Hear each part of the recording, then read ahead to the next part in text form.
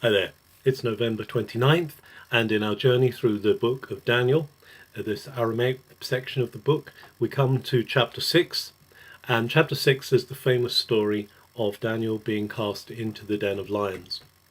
Now, at the beginning of the book, we see that by this time King Darius the Mede has taken over from Belshazzar, who was the Babylonian who fell at the end of the previous chapter, and so now we've moved on to a new regime, a new empire. But Daniel has also been raised to fame and recognition and influence in this regime as well. And so he is made one of three who has power over various regions of Darius's empire.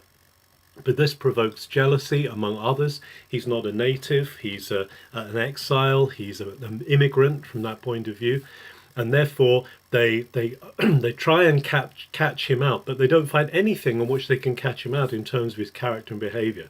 So they realize there's only one way they can actually catch him out, they can actually get something against him, and that is concerning his own faith, and by provoking something or arranging something that he cannot do because of his trust in God.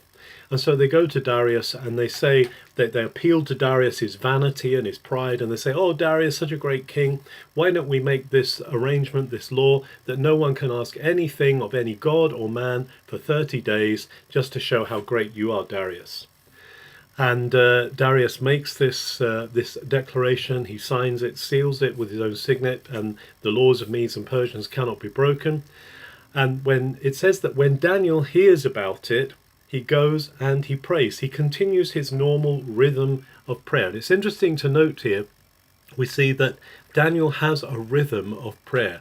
It's actually the typical Jewish rhythm of prayer, which even to this day is maintained, of 3 times of prayer a day. And so Daniel goes to his room. It says he kneels down. It's actually quite specific about how he prays. He opens his windows towards Jerusalem and he prays to the Lord whose temple, his presence was there in Jerusalem.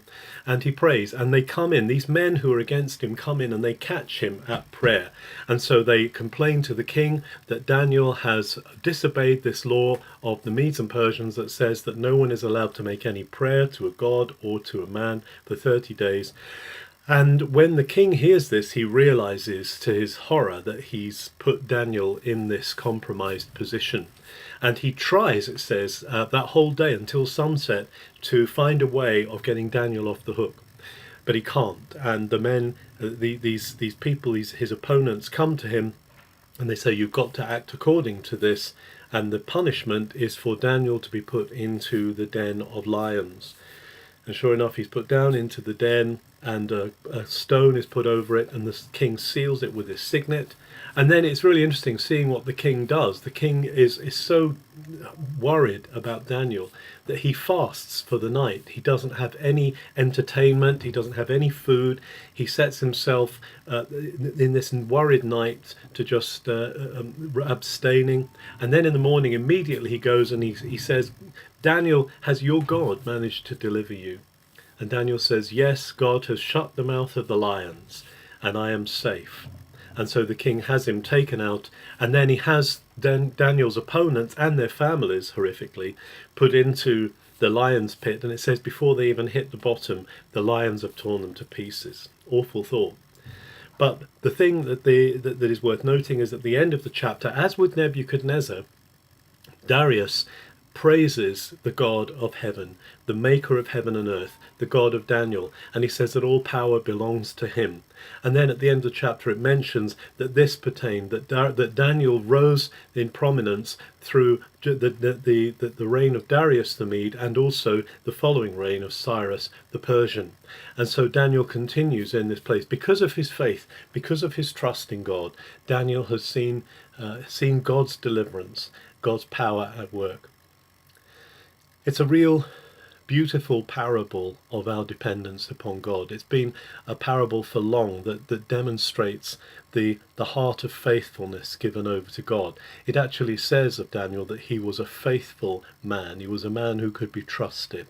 And we living in a society, living in a world that often is against God and maybe even is seeking our downfall and destruction, maliciously wanting to wipe God off the face of the planet, we can stand in faith, we can continue in prayer. That's very important, just like Daniel, continue in prayer, that rhythm of prayer, and not be deflected from what God is calling us to. Because we know that we have a God who is able to save, he is able to rescue, just as he did with Daniel. Have a very good November 29th.